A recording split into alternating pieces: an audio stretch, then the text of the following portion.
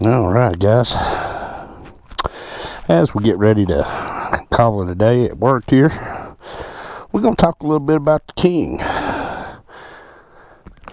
Some of y'all might not have ever seen where I work.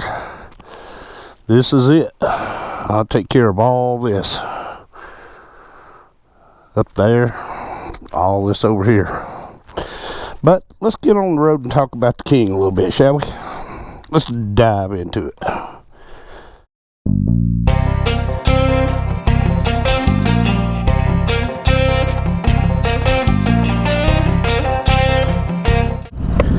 Alright guys, welcome. Man, I'll tell you what, I cleaned my visor on my helmet and I can see. But anyway, a squirrel. Welcome to this episode of Rolling with T-Bone. My name's T-Bone. I shoot motorcycle related content and any kind of content really. If you are new here and you just found us, welcome in. I invite you to go check out a few of my videos and make sure I'm right for you. And if you think I am, maybe consider giving us a subscribe, a like, a share, and all that cool stuff. If you're old here, welcome back. You know what's going on. Squirrel. Get out of the road, squirrel. Just pulling out from work. Going to talk about the King. And no, not the Road King. We're going to talk about the King. Actually surprised that I hadn't done a video on this, but I haven't done a video yet. Southern Hogs. If y'all haven't checked out Southern Hogs channel, go check out Southern Hogs. Tell him T-Bone sent you. Check him out. If you like his content, give him a subscribe, like, and a share. But he had went to Memphis to Graceland. Got him some cool Elvis Presley sunglasses. But I am a huge Elvis Presley fan, and of course January the 8th 1935 Elvis Presley was born.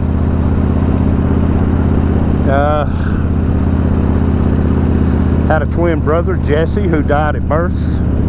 These are the fields, not to get sidetracked, but these are the fields I have to keep bush hogged. That's an all-day job there. But anyway, yeah, man. Jesse Presley, of course, would have been Elvis. Was a twin. Then, of course, we lost Elvis August 16th, 1977. And 12 days later, August 28th, 1977, I was born. So as we get out onto the road here, we're going to talk a little bit about the King. Alright guys, we got to cross Highway 5 to the other side. And I'll tell you what, you know, my visor usually stays flipped up inside of my helmet, so it don't get dirty that often. But of course I thought that. And I cleaned it today and I didn't realize how dirty it was until I cleaned it. Daggum, as Mater would say. Elvis Presley, guys. You know, I've been watching, and I watch music reactors a lot on YouTube. I enjoy seeing younger people from Gen Z and late born millennials discover music, country music, you know. And I always watch the ones who react to Elvis Presley's music or movies or whatever. And it always just kind of shocks me at how shocked they are at the status of Elvis, you know, his celebrity. And I know I've got new people on my channel, and I know I've got some younger Gen Z people on my channel. So I want to talk just a little bit about Elvis Presley. Of course, I myself am a huge Elvis fan. There's not a lot of bands or singing groups or, you know, singers that I can remember the first time I ever heard their music. But I specifically remember the first time I ever heard Elvis Presley. I was in the car with my mom and dad. I was in the back seat, and my dad was a diehard country fan, but he did listen to Elvis, Jerry Lee Lewis. He liked a lot of those guys from the 50s era of rock and roll. And And I'm gonna flip the lid just a minute. But I was in the back seat of the car, and my dad was also not the type to just ever really reach over and turn the music up loud. But this music came on, and my dad reached over and turned it up. And of course, the song that was playing at the time was it was Elvis Presley, and the song was Jailhouse Rock. And of course, it was followed by Hound Dog and several other Elvis Presley songs. And they were doing a memorial to Elvis, because this was probably 80, 84, 83, 84, somewhere right along in there. And of course, this was back in a time when radio still played good music. You know, Elvis was very much in rotation, especially on the classic rock radio stations. Some country would play his gospel music, and he did some, you know, country style songs. But yeah, I remember Jailhouse Rock. And then you know, I just kind of thought about how kind of important that was later on to hear that music, because that opened up who Elvis Presley was. And I started you know, down the rabbit hole of Elvis Presley, as we would say today. R1 has bought me CDs of Elvis. I've probably seen every one of Elvis's movies. I think I even have some of Elvis's movies on DVD. I'm just a huge Elvis Presley fan. And one of the things that always kind of shocks me, like I said, is people, you know, they see the size of Elvis's celebrity, and we have to kind of break that down to really who Elvis Presley was. So in the time of Elvis breaking big, now there were stars, because you got to think back then, television was in its infancy, and not every household in America had a television in it. Radio was still the entertainment medium that everyone used. Everyone could get a hold of a battery operated radio or a plug-in radio. And you had stars. Now, I'm talking about stars, legitimate celebrities. You had guys like Humphrey Bogart. You had Tallulah Bankhead. You had Audrey Moorhead. She was a big actress. Of course, you had Abbott and Costello. You had celebrities. But I venture to say, Elvis' biggest TV appearance, the one that caused the most controversy, and the controversy is what always kind of shocks me when the younger people find Elvis, is the controversy surrounding him. And you got to think about rural America, America in general, and 1952, 53, 54. You know, 1952 saw Hank Williams Sr. die. So there were stars, but I venture to say Elvis Presley was probably the very first ever superstar. And it was his performance on the Steve Allen Show that got Elvis in trouble. And it was all just him wiggling his hips, moving his legs and wiggling his hips, and the Bible Belt in America went absolutely crazy.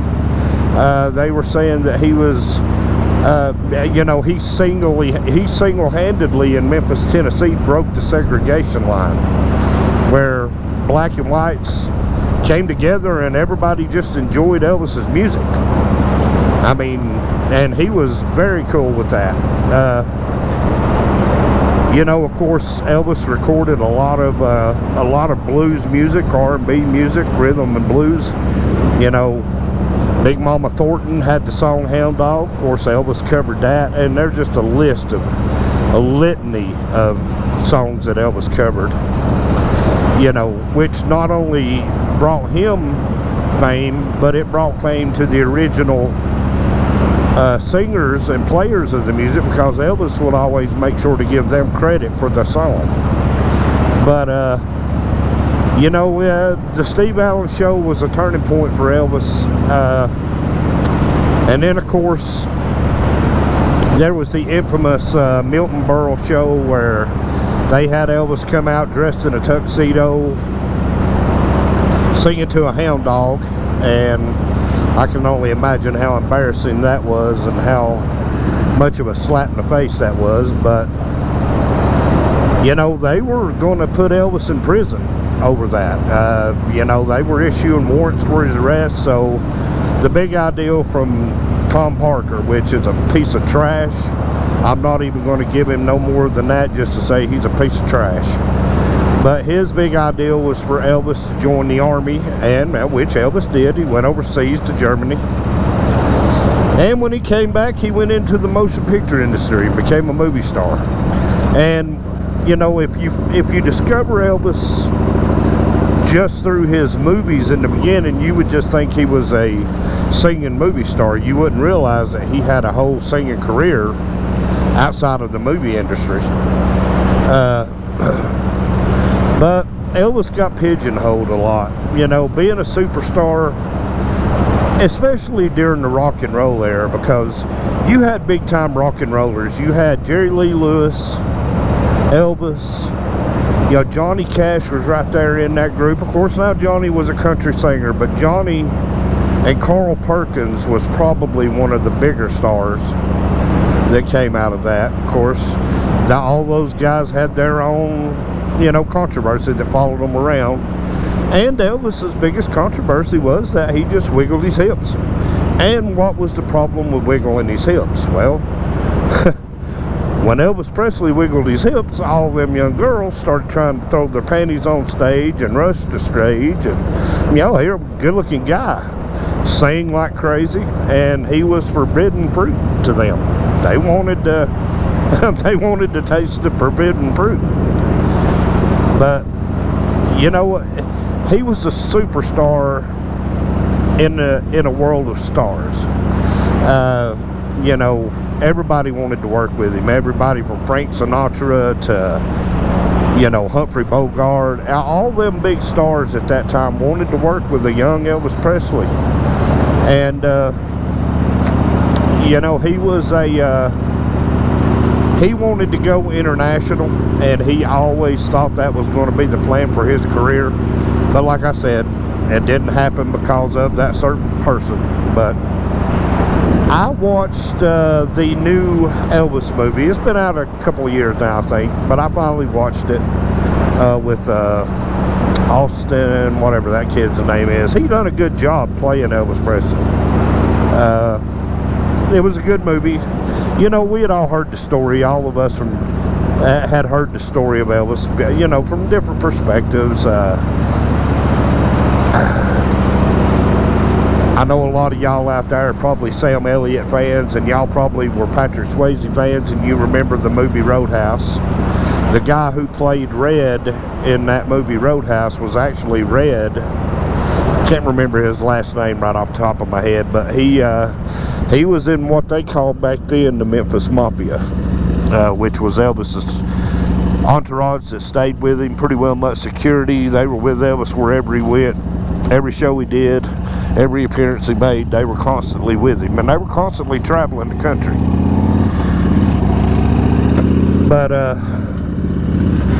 you know, it always makes me happy to see a new person discover Elvis Presley. You know what? And it's not just that they're discovering him. They're discovering, a lot of them, especially the younger women, they understand exactly why Elvis was the celebrity, the superstar that he was, because, you know, they find he's a lot like Tom Jones. Tom Jones was another one of those guys that, you know, great looking guy, and drove them young girls wild. You know, because you got to think about the world that we were living in the 50s and the early 60s. It wasn't, you know, it wasn't the world that we have now. You think, well, somebody gets on the television and wiggles their hip, we kind of expect them to. I mean, but all that stuff began with Elvis. And he was just, you know, he was being moved by the music, so he was just doing whatever the music told him to do. It wasn't like he went out there predestined to wiggle his hips and shake his legs, and it was just, that's what the music did to him. And you know, it's a shame that he got pigeonholed, and it's a shame that he got put into a corner, because I've watched some of Elvis's interviews over the years, and I mean going back to when I was a teenager.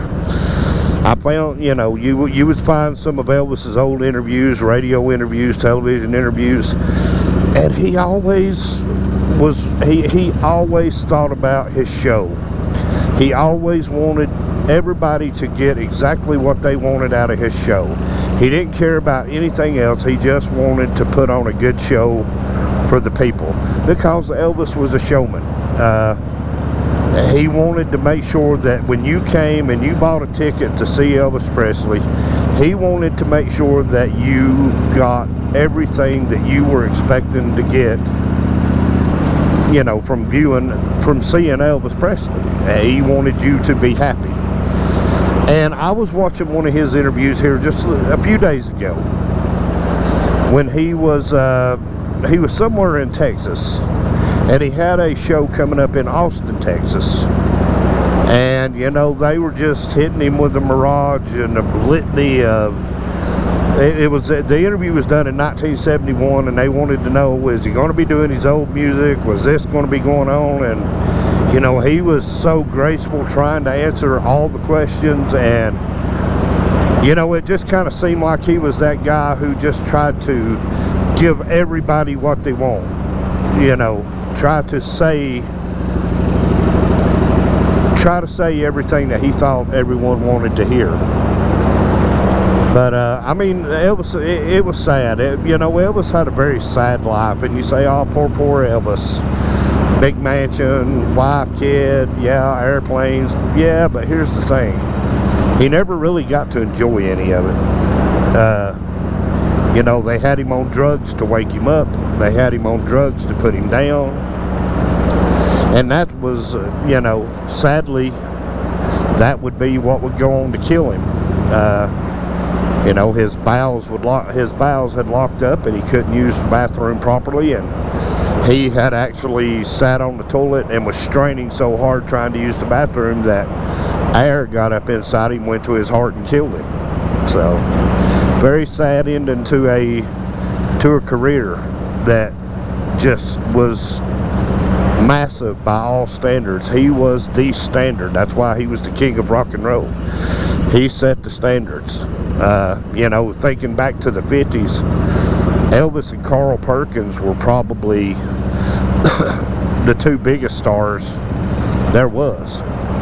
Number one and number two definitely was Elvis and Carl Perkins. And then when Elvis, because everybody kind of puts Jerry Lee Lewis right there in the same spot, and of course absolutely Jerry Lee Lewis belongs there, but Jerry Lee didn't really get that push into the mainstream until Elvis went overseas, and then Jerry Lee kind of stepped up into Elvis's place. But you know, whatever the mold was that they were making, that, you know, Elvis was the mold. He was the catalyst for what would come after him, and you can see his fingerprints all over everything in today's culture.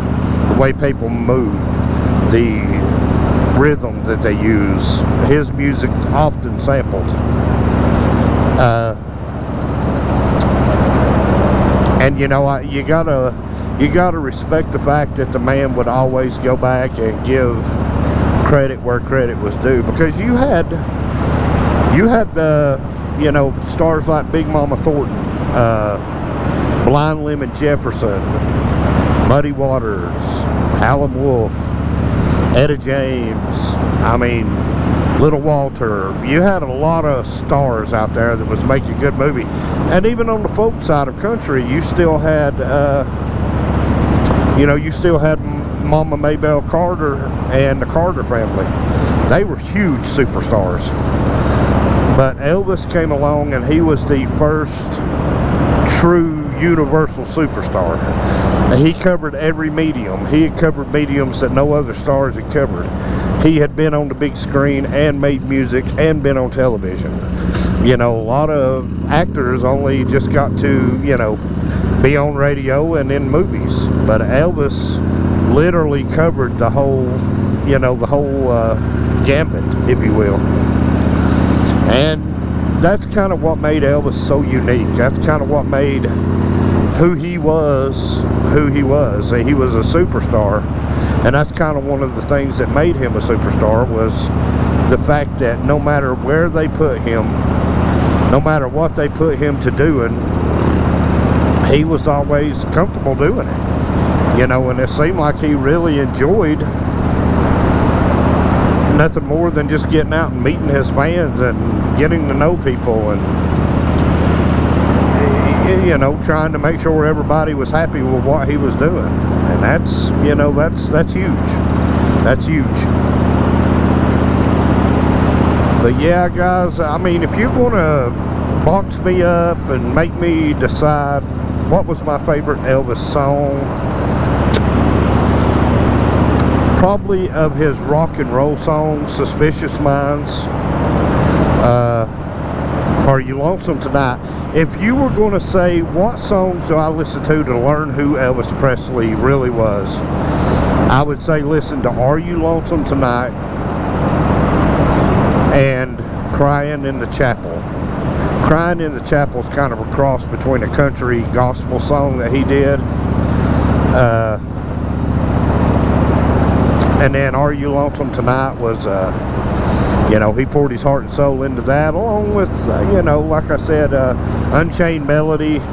I think actually one of his last performances out in Vegas, not long before he passed away, he had done just a fantastic rendition of Unchained Melody. But, you know, that was kind of the thing, is if you were going to say those were the songs, I would say those are the songs that's going to tell you exactly who Elvis Presley is. But yeah, I mean, you know, to pick one favorite Elvis song, that's kind of like picking one favorite Picasso painting. Over time, they all stand the test of time, and they're all just as good as the other ones. But yeah, I mean, you know, I love Jailhouse Rock, and in my Spotify playlist, I have a R&B 50s and 60s playlist, and it has a healthy portion of Elvis Presley music in it.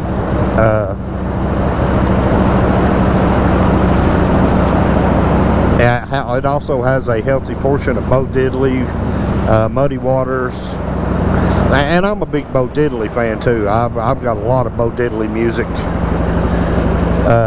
Buddy Guy, I've got a lot of Buddy Guy music in my playlist, in which a lot of those guys all covered each other's songs, and they were just all good songs. You know, Muddy Waters' song Hoochie Coochie Man has probably been covered by everybody. I mean, everybody up to, including Stevie Ray Vaughan, yeah, everybody who has a blues lick to them covered Hoochie Coochie Man. And probably one of the more famous covers came from the movie Roadhouse in the 90s, actually. And it was Jeff Healey, you know, Jeff Healey was blind musician. He probably did one of the most popular covers of Hoochie Coochie Man that's ever been done for the movie Roadhouse, which he also redid the movie Roadhouse, or the song Roadhouse Blues, that was put out by the Doors, with Jim Morrison's song. But they all borrowed from each other, and every one of them borrowed a little bit from Elvis.